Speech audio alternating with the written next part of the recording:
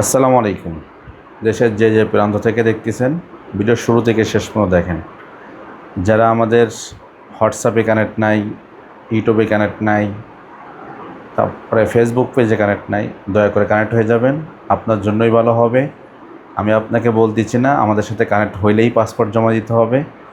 কারণ ইন্টারেস্টিং বিষয় হলো যে আমাদের এসব জায়গায় কানেক্ট থাকলে আপনি অন্তত অনেক ইনফরমেশন পাবেন, যেগুলো বিভিন্ন এজেন্সির কাছে পাবেন না।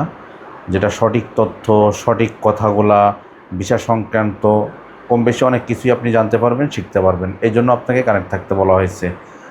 আমরা কারোর কাছ থেকে জোর করে পাসপোর্ট নিয়েও না, কারোর কাজ করিও না। আমাদের কাছে কোনো ভ্যাকেন্সি থাকলে আমরা এই হোয়াটসঅ্যাপ গ্রুপে, ফেসবুক পেজে, হোয়াটসঅ্যাপ চ্যানেলে আমাদের কাছে যখন যে ভ্যাকেন্সি থাকে তখন সেই ভ্যাকেন্সিগুলো আমরা ঘোষণা দিই। যাই হোক, আজকে ভিডিওর শুরুতে অনেক কথা বলে ফেললাম। অতএব আজকে আমরা যে বিষয় নিয়ে আলোচনা করতে চাচ্ছি, সৌদি আরব, কাতার না ভিয়েতনাম, কোনটায় যাবেন? এখন আসেন, সৌদি আরবে, কাতারে নাকি ভিয়েতনামে, কোনটা ভালো আপনার জন্য, না মঙ্গোলিয়া? ভালো করে ভিডিও দেখেন, বোঝেন, সিদ্ধান্ত নেন। আপনি উপকৃত হবেন, দিন শেষে আপনার টাকা বাঁচবে, আপনার ফ্যামিলি বাঁচবে, আপনি ক্ষতিগ্রস্ত হবেন না, আপনি হতাশায় পড়বেন না। যার জন্য আপনাদেরকে ক্লিয়ার বার্তা দিচ্ছি, সৌদি যাবেন কিন্তু ডাইরেক্ট কোম্পানি হাতে গোনা কয়েকটা, বাকি অধিকাংশ সাপ্লাই কোম্পানিতে লোক নিচ্ছে। এখন বর্তমানে বাংলাদেশে যেটা চলতেছে, সবাই যেটার প্রতি আকৃষ্ট, মানে ডেলিগেটেড ইন্টারভিউ দেওয়ালে আমরাও এটা করতে পারি, কারণ আমরা করি না। এর ভিতর অনেক ঝামেলা আছে, অনেক কিছু গোপন আছে, যেগুলো আমরা বলতে চাচ্ছি না ভিডিওর মাধ্যমে। অনেকের ব্যবসা লালবাতি জ্বলে যাবে। অতএব ডেলিগেটেড ইন্টারভিউ এটা কোনো বিষয় না, আর এটা কোনো আহামরি যে কঠিন একটা বিষয় তা না। এটা নিয়ে আমি কথা বলতে চাই না। যারা করতেছে ভালো, যারা করতেছে না তারাও ভালো কাজ করতেছে, উভয় ভালো কাজ করতেছে।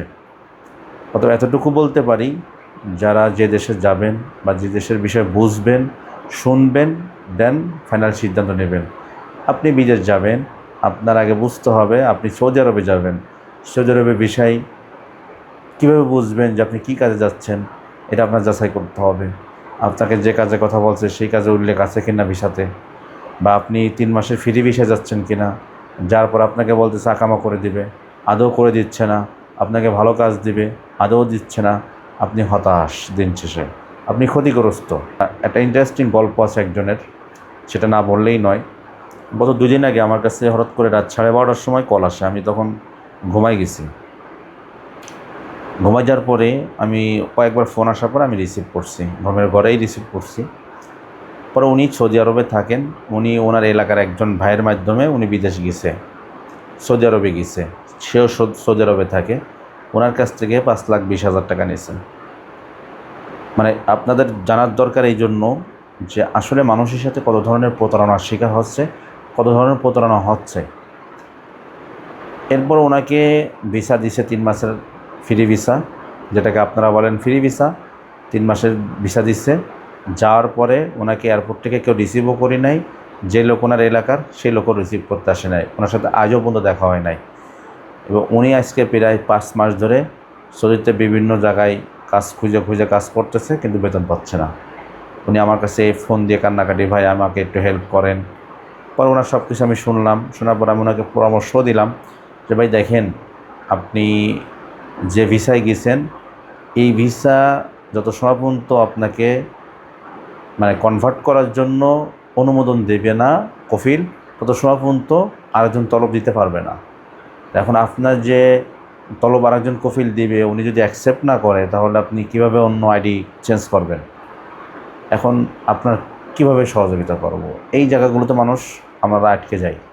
যারা ওই দেশে বিপদে পড়লেও তাদেরকে হেল্প করার ইচ্ছা থাকলেও এইসব জায়গাতে আমরা এসে আটকা পড়ে যাই, এবং আমরা তাদেরকে একটা ভালো সলিউশন দিতে পারি না, আদৌ দেওয়া সম্ভব না। কারণ আপনারা যখন সস্তা যেতে চান বা আপনারা বোঝেন না অনেকেই, তখন আপনারা এই লোকগুলোতে কাজ করে। এই জন্য বলবো ভাই, আগে ভিসা বোঝেন, সৌদির ভিসা কীভাবে হয়, কয় ধাপে হয়, কীরকম হয়, ভিসাতে কী লেখা থাকে, এগুলো আগে বোঝেন, শোনেন, না জানলে জানেন, আশেপাশে যারা বিদেশ আছে তাদের কাছ থেকে বোঝেন, তাদের কাছ থেকে জানেন। অনেকে তারা জানেও না, যারা অভিজ্ঞতা তাদের কাছ থেকে শোনেন, তারপরে সিদ্ধান্ত নেন।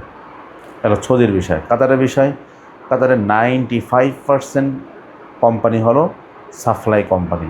এখন আপনি সিদ্ধান্ত নেন আপনি কাতারে যাবেন, না সৌদি যাবেন, না আপনি ভিয়েতনাম যাবেন, না মঙ্গোলিয়া যাবেন, কোনটায় যাবেন?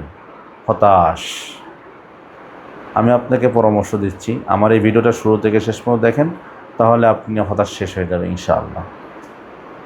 এখন আসেন, মঙ্গোলিয়া ভালো হবে না ভিয়েতনাম ভালো হবে?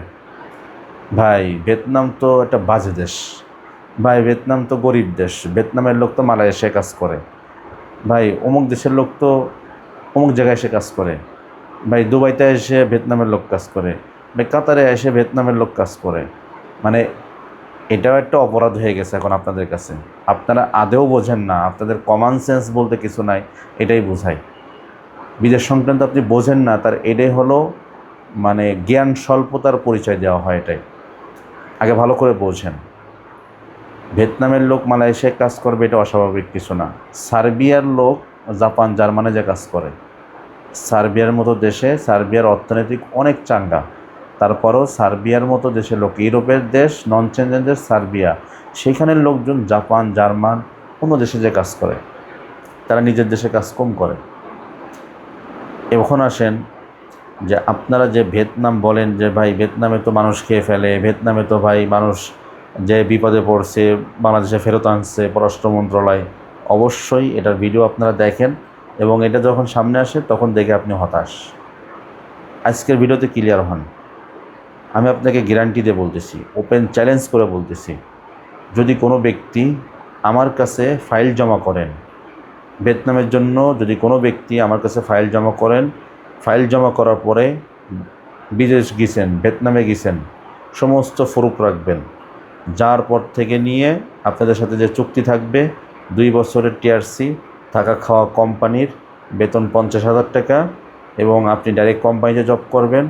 এই যে কমিটমেন্টগুলো, এগুলো যদি আমার কথা কাজে যদি মিল না থাকে, আপনি যদি ঠিকমতো টাইম মতো যদি সব কিছু না পান, থাকা না পান, খাবার না পান, কাগজপত্র না পান, যদি এইগুলোর ভিতরে যদি আপনার কোনো ত্রুটি পান, সাথে সাথে আপনি আমার কাছ থেকে সহযোগিতা চাবেন। আমি যদি আপনাকে সহযোগিতা না করি বা আমি আপনাকে কোনো বিপদে ফেলি, আপনি চ্যালেঞ্জ করে বললাম, এই ভিডিওর সাক্ষী থাকবে, আপনি যখন আমার সাথে ফাইল জমা দেবেন আমার সাথে ছবি রাখবেন, আমার কাছ থেকে ফাইল জমা দেওয়ার সময় ছবি রেখে দেবেন, এবং প্রত্যেকটা স্টেপ বাই স্টেপ রেখে দেবেন। যদি আমি আপনার সাথে প্রতারণা বা আমি আপনাকে কোনো বিপদে ফেলি, নগদ 10 লক্ষ টাকা পুরস্কার দেব। Open challenge. যদি সঠিক বিষয় সঠিক নিয়মে যদি যান। আর যদি কম টাকায় খোঁজেন, ভিয়েতনামে ভাই কেউ 3 লাখ টাকায় কাজ করতেছে, 3,20,000, 3.5 লাখ টাকায়, তাহলে এই দায়ভার আমি নিতে পারবো না। আমাদের যে রেট আছে সেই রেট অনুযায়ী যদি যান, সমস্ত দায়ভার আমি নিব। চ্যালেঞ্জ করে বললাম। এরপর আসেন ভাই, মঙ্গোলিয়া এখন শুনতেছি ভালো। ভিয়েতনামের আর কি সমস্যা? ভিয়েতনামে একসময় ট্যুরিস্টে মানুষ পাঠানোর পরে ওখানে যে কাজ দিত না, কিছুদিন পরে ওই দালালগুলা সরে যেত আর ওদেরকে ওইভাবে রাস্তায় ফেলে রাখতো। এটা একটা দুর্নাম হয়ে গেছে। এই দুর্নাম থেকে আপনারা এখনও পর্যন্ত বাঁচতে কাটতে উঠতে পারেন নাই। এখনও মানুষ বিপদে পড়তেছে, যারা কম টাকায় যাচ্ছে, বিভিন্ন সমস্যা। এটা নিয়ে আমি দীর্ঘ আলোচনা করছি ভিয়েতনাম নিয়ে, এটা নিয়ে আর আলোচনা করতে চাই না।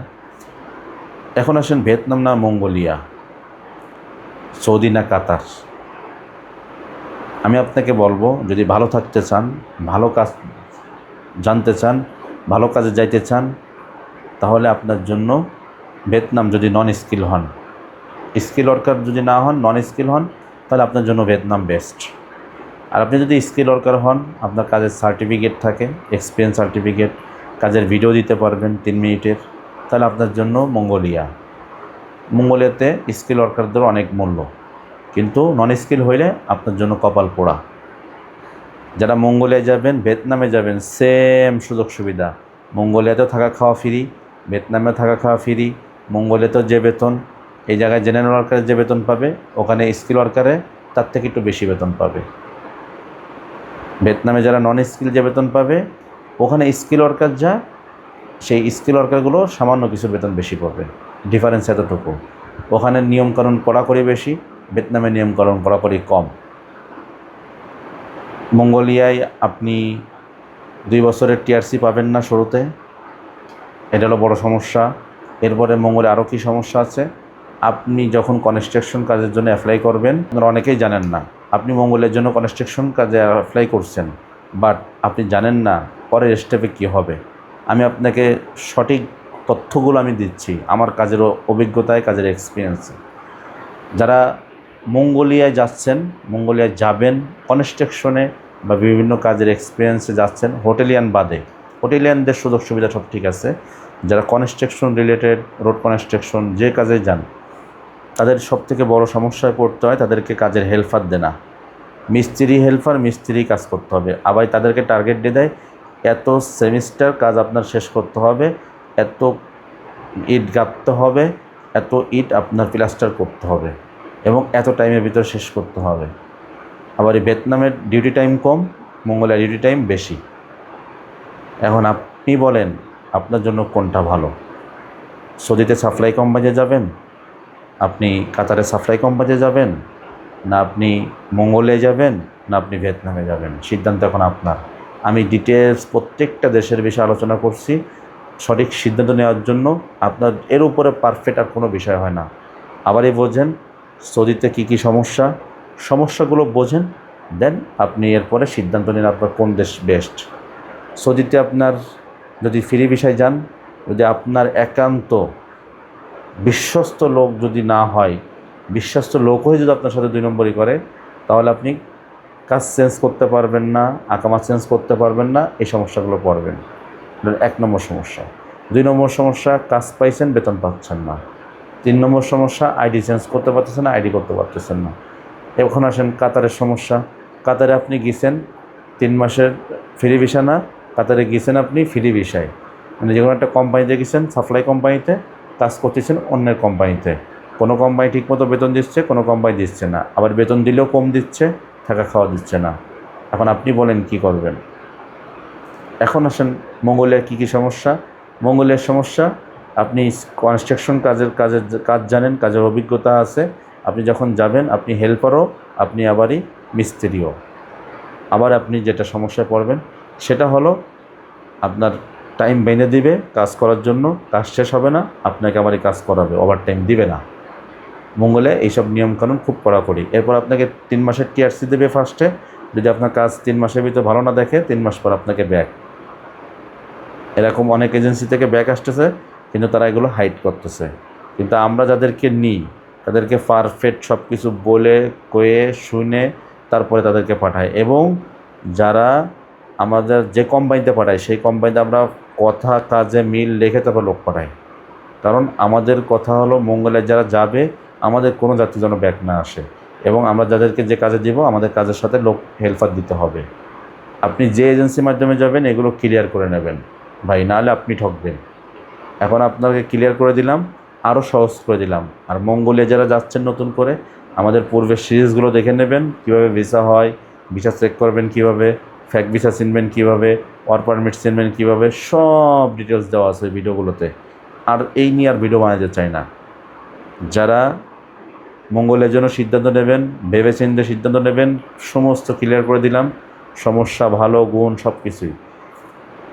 আপনার সৌদি আরবের সমস্যা বললাম, কাতারের সমস্যাগুলো তুলে ধরলাম, ভিয়েতনামের সমস্যাগুলো কিছুটা বললাম। আবারই বলতেছি ভিয়েতনামের সমস্যা, ভিয়েতনামে কিছু দালাল আছে যারা ওইখানে থাকে, তারা এখান থেকে 3 লাখ 2 লাখ 2.5 লাখ টাকায় লোক নিবে, নিয়ে এদেরকে 2 মাস 3 মাস কাজ করার পরে এবার লাত্তি মেরে ফেলে দেবে, এগুলো করে। আর আপনি যদি সঠিক এজেন্সির থেকে যান, সঠিক গাইডলাইন নিয়ে যান, আমি যেরকম ওপেন চ্যালেঞ্জ দিয়ে কথা বলছি, যদি এরকম কেউ দিতে পারে আপনাকে ওপেন গ্যারান্টি, তাহলে তার মাধ্যমে আপনি যান, কোনো সমস্যা নেই। আর যদি আমাদের কাছে কেউ পাসপোর্ট জমা দিতে হয়, তাহলে ভালো করে বোঝেন, আমাদের কাছ থেকে ফাইল সাবমিট করবেন, পাসপোর্টের স্ক্যান কপি, ছবি, পুলিশ ক্লিয়ারেন্স, সিবি, সমস্ত ডকুমেন্টস দিবেন। দেওয়ার পরে আমরা সব ডকুমেন্টস একসাথে করে পাঠাবো কোম্পানির কাছে। কোম্পানি যেগুলো বাছাই করবে আমরা সেগুলো অফিসে ডাকবো, ডাকার পর তারা মেডিকেল করবেন, আমাদের অফিসে এসে এগ্রিমেন্ট করবেন, দেন আপনার সাথে চুক্তিবদ্ধ হব। এরপর আপনি আমাদের একটা অ্যাডভান্স করতে হবে, মিনিমাম একটা অ্যাডভান্স করতে হবে আপনার, তারপর আপনার ফাইনাল সাবমিশন হবে। তো যারা ভিয়েতনামে যেতে ইচ্ছুক আছেন তারা যোগাযোগ করতে পারেন। ইনশাল্লাহ আশা করি কেউ ঠকবেন না। এই ভিডিওতে আপনারা অনেক কিছু শিখতে পারবেন। সবাই পরিপূর্ণ ভিডিওটা দেখবেন, অনুরোধ রইল। সবাই ভালো থাকেন, সুস্থ থাকেন, দেখা হবে নেক্সট ভিডিওতে।